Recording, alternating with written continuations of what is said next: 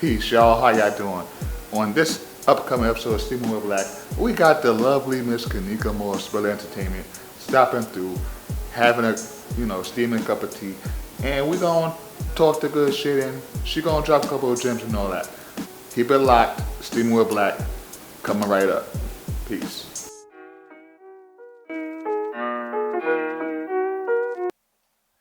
Peace, y'all. This is Steaming with Black, and today I got the pretty hustler, Miss Kanika Moore herself. Hey, how you doing? Hey. So I think, it was about time. We should have a quick little combo, quick little chat and shit, you know what I mean? I love that. Not too crazy. I promise you. I will take it, any other way. So, what moment was your eureka to start doing what you're doing? Was made it your purpose? I feel like I've always wanted to do media, but I just didn't quite understand or grasp what that took. When I was a little girl, Angie Martinez, obviously one of the first goats that touched my ears. Oprah was more on a grand scale. I'm like, I could do that. I could be on a talk show. I always wanted to be, I was always a writer. So it kind of like my voice was always impactful. I can tell around my friends, family. The writing was always impactful. I used to write like short stories, hood stories back in the day. And then my aunt would give it around to the people in the hood and things like that. So like, I just wanted to feel like that combination. So I would say like the first moment that I was like, yeah, I got it, is when I started, the original brand is Spilling the Tea. I did an interview, my first like, oh my God, aha moment. I did an interview with a old high school friend of mine. And it was kind of a cross between the Angie Martinez and Oprah feel. And after that production, I was like, oh my God, this is exactly what I need to be doing. He was impacted. The production was impacted. When I put it out, everybody was like, yes, girl, that's what you need to be doing. So yeah, I would say that's that for sure. Okay, so like you walked onto a standing ovation and shit. After your interview, like you walked on stage, you're like, keeping control room, crying and shit, wiping tears. I wish I had mad people in the audience, but I didn't. I just had the regular production. Just production. You just had them move through shit. That's it. Cameraman crying and shit. Mm-hmm. And that day, that was the most nervous production I've ever done. Normally, I'm pretty chill when it comes to it. The lights don't bother me. Nothing really bothers me. But that, maybe it was because my first big one, I was like, oh my God, I hope I don't mess this up. I had a teleprompter, everything. It's like, oh my God, I don't know what to do. I feel like with teleprompter, that would really explore the person's reading comprehension. Because they be trying to talk and try to make it sound natural, make it flow. And then you read teleprompter. Yeah, I just want to know, when did you start to play basketball? Yes. So it's like. But the good thing is, I'm the one who wrote all of that. Okay. Me when I produce a show, I'm the writer behind it. So I wrote everything. So I knew exactly what the next steps were, the next questions, when to cut for the next segment. Like I knew everything. So I was pretty, when it comes to that. So pretty much when you write your dialogue, you write it as if how you speak. Absolutely.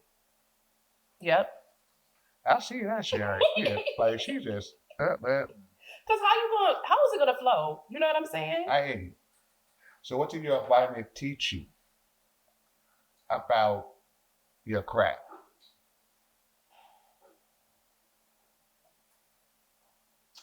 That I need to embrace my community, and not just like the hood, I guess, but just friendships, right. Relationships. I need to embrace them and use them as my form of content, if that makes sense. And also embrace myself. Yeah. Who I am, where I came from. I'm just a girl, regular girl, came from Bushwick, moved to Long Island. Like, there's nothing, oh my God. I mean, yes, but there's nothing, oh my God, about me. I go through real shit like everybody else. Oh, can I cuss? I don't know. Okay. Go through real things like everybody else. Have you tapped into personal pain to get a story across? Ooh. I would say in the beginning I did, for sure. Now that is something that I try to make a little bit more light-hearted because I feel like in content nowadays, a lot of things that are put out there don't necessarily, or not everything needs to be shared with the world. I feel like some things are for yourself. So I try to make it a little bit more lighthearted. Yeah, I've been doing like, little like I want to say like pieces, content pieces, series where people would see exactly how I'm feeling in that moment, where my journey has led me to currently. Um, but I could do that more for sure. Like do that more. What do people not see about doing media? The production. Yeah. I would say they don't know the half of it's easy to say, oh, come out and do a show, but you don't know that we paid for all this equipment. It taking thousands to build this amazing setup that you guys have here. The prep that it takes for the questions, you know what I mean? The posting, the behind the scenes, now we're posting, now we're scheduling, now we have to make content out of the content that we made at the show, out of the, you know what I'm saying? Right. Like people don't see that part. People think it's real. All you're doing is asking questions. Stop. It's not like you're going for a job interview. I really have to study the people that I'm working with in order to get something enticing out of them. You know what I mean? And then also have to come up with creative ways to build off the content that I just did. So yeah, that part for sure. Do you believe that when you make the moves that you make, when you release dope stories, when you release the ciphers, are you doing it as just a pretty hustler, just Kanika, or are you doing it for women? Are you doing it for black women? Hmm. Really? I let you that. That was it. Like pretty much who you were doing it for. Definitely me first. This is for the little girl in me that, like I said, grew up in Brooklyn. For when I used to hang out with my friends and we used to hear new releases and when we used to stream on LimeWire. Wow. I'm sorry. Wow. When we used to stream on LimeWire, that's where I got a lot of the Neo songs from, a lot of the Chris Brown joints, you know what I'm saying? A lot of the Dipset. Yeah, I'm doing it for that girl because I know that there's another girl like that out there. So I guess all around, you know what I mean? All around. What does the New York scene mean to your journey? Oh my God, I was just in the car thinking about this. I was like, I'm gonna do a series about, well, I'm not gonna tell y'all, but I need to make it make sense. Um, like I said, a lot of cultural moments that happened for me happened in New York. Obviously I did travel when I was younger and things like that, but the New York culture, the New York scene means a lot to spill it. That's literally a lot of people be like, oh, well, why don't you go out? We don't go to other states and stuff. Yeah, absolutely. But home is home. And this is where I get my brain juice from. This is where I get all the knowledge and all the creativity from. I could literally walk down the block and think of something else that I could be creating for Spill It that would interest my demographic. So it means a lot to me. I remember going to, oh my gosh, Empire. And a lot of the songs that we were listening to back in the day, they was playing it and they give me the cute boy and things like, like things like that. Like it gives nostalgia to me. Okay. So I've asked this a couple times during the season, and I feel it's fitting to ask you. Absolutely. What are you chasing? Legacy, impact, or mastery? Ooh. Wow, let me put down a T for that one. Okay. Legacy, impact, or mastery. I feel like I don't know. That's a good question. Because those are all good. All of them kind of tie in together. I feel like you have to have some sort of mastery to get that legacy, and then you will have an impact. You know what I'm saying? So, I mean, but ultimately, legacy for sure. Like, I want my name to ring far after I'm gone, not just spill it, but Kanika, like Kanika did this. And you know what I mean? A lot of people know me for just that one thing, that spill it. But honestly, it goes way far beyond that. I have ideas that don't even include spill it for real. So like, yeah, definitely legacy. Okay. Has there ever been a story that you missed the opportunity in covering? And then flip side of that question, is there a story that you covered that you regret covering? Yes, that you focus on the one that I missed because I do get a lot of opportunities to cover certain things. And I will say this, I don't have regrets on not doing any interview or story. I don't have regrets on that. I feel like what is meant to be will be. Um, yeah, I don't have nothing that I missed that I'm like, oh, I wish I should have did that. What I do wish, I wish I would, when it comes to certain people that I've interviewed, I wish that I would have like, I guess, followed the story. I interviewed Honey Baby before she did any of the songs that she has out now on our radio show. And I wish that I would have continuously followed the story after I interviewed her. That's it. I still followed her. We actually did an interview recently last year that I haven't published yet. Um, so that's probably the only story the only thing that I wish that I would have done. What was the second part of that question? Sorry. Well, you asked it because you say you have no regrets. So, No regrets at all. you know, it's pretty much it.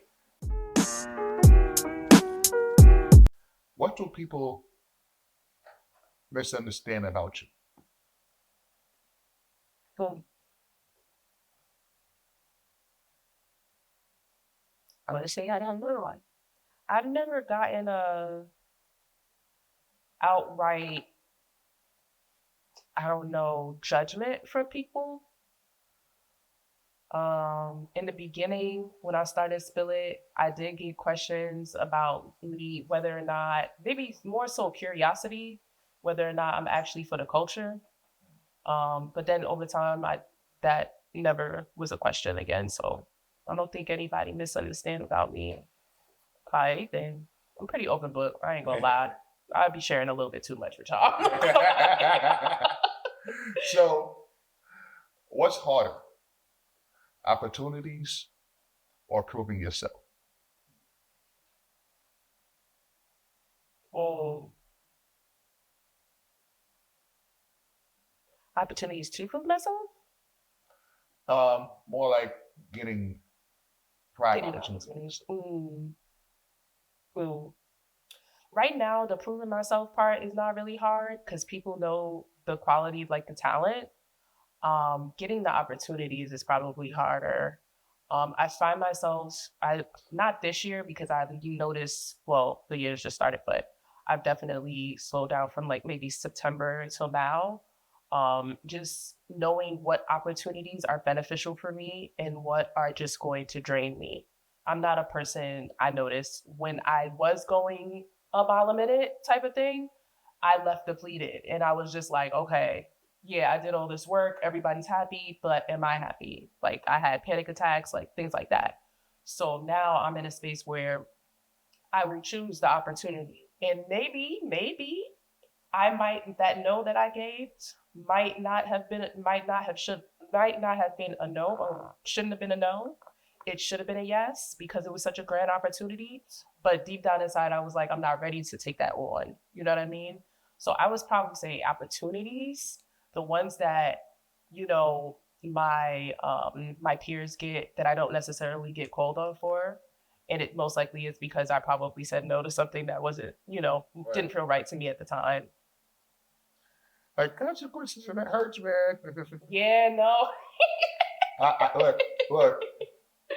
Yeah. Look, I tell you. Because people be thinking that you the Energizer Bunny for real. Yeah. Like, yo, I'm a one-man show for real. I do have people, right? But you know how long it took me to get those people? for years, it was just me. Just you. And my little camera and my little microphone. And imagine all those opportunities that they were like, you should go here, come here. And I was just like, yeah. And now I'm like, no, because it didn't get me nowhere. Not like it got me to a point of, I guess, like impact. Okay. But it didn't get me. I left there feeling used. And when I feel that way, then it's like, all right, I don't feel like, I mean, yes, people know me, I guess, but like, you know, I didn't. Yeah, there's no real benefit. Yeah, I didn't feel good about it, you know? So like, I definitely learned to be like, okay, it might be a good opportunity to put my name out there type thing, but like, honestly, I think I'll pass. I think I'll pass. And listen, once you get the ability to say no, man, I tell you. That's it. The no is what I needed to work on. And now that I got that, people mad. I ain't gonna lie. What message does your career send?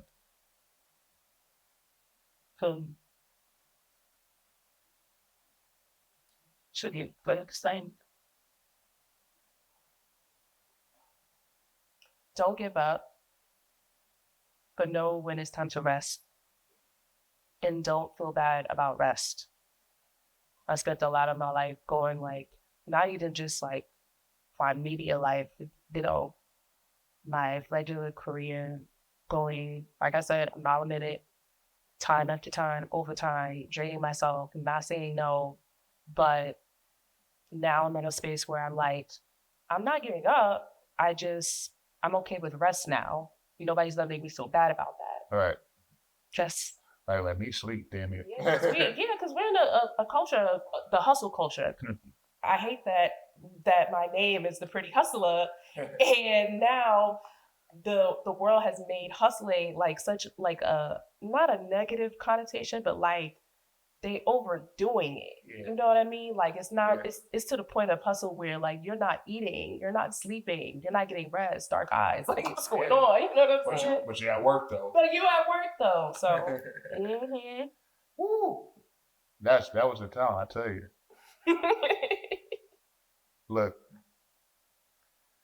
how has being from New York, being from Brooklyn, shaped your hunger? New York is a nonstop type of place.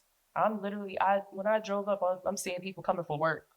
You know, MTA drivers getting off the bus. Like, it's a nonstop type of place. I feel like, and not only being from New York, but like my family. My family is predominantly women.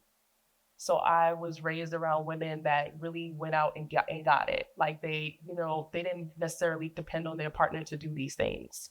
Like they nonstop. My grandmother was a club owner. Like she raised her 2 kids, owned properties. Like she was on it. So if she can do that, then I can do that. So that has always been my mindset. My mother as well. Two jobs for the majority of the life that I've known her and stuff. Like recently, 4 kids. Like she's done it.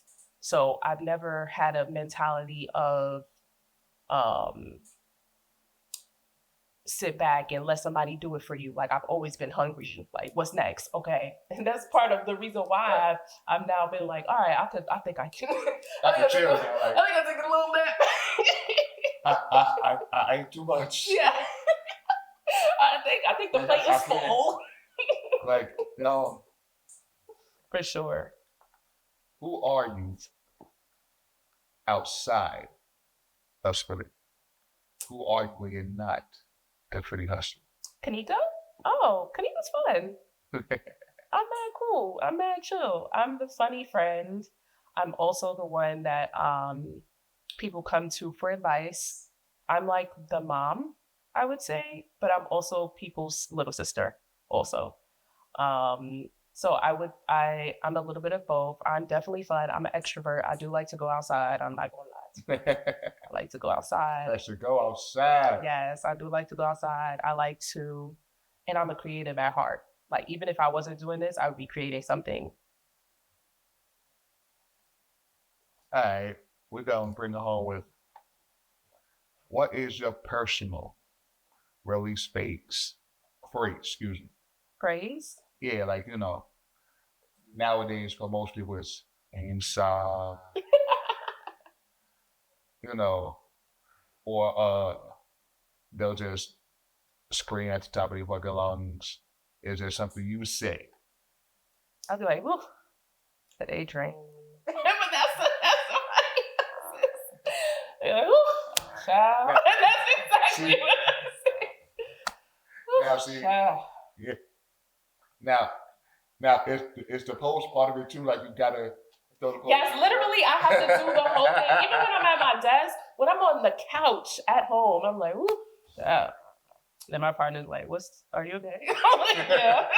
I just needed to get that out. I just need to get that out. So, with that said, my nigga, it's been a time. I'd like to say thank you for rocking Steamer Black. Thank you, Mr. Kimika, aka the Pretty Hustler, Thank you for stopping on by and having a steaming cup of tea with me and talk with me and all that. Stay tuned for the next episode. You guys be safe. Peace.